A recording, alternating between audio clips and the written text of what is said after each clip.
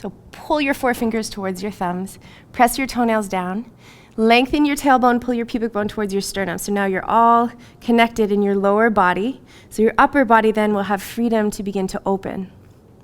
Press your fingertips down and slowly begin to look towards your heart as you peel your heart up off the floor on an inhale. Now, the inhale inflates breath like a balloon up into your armpits and underneath your collarbones. Now, as you exhale, anchor your navel to your spine, squeeze your thighs. So you're really connecting through your lower body, staying integrated.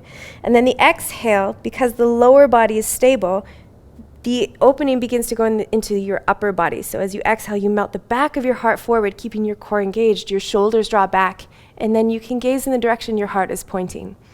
The thing with heart openers is you want to gaze in the direction your heart is pointing so that your neck is never just kinking like a hose. Once you kink somewhere in your spine, you cannot open another area. So that place of vulnerability, of hyperextension, will always take the bend, slowly curl back down.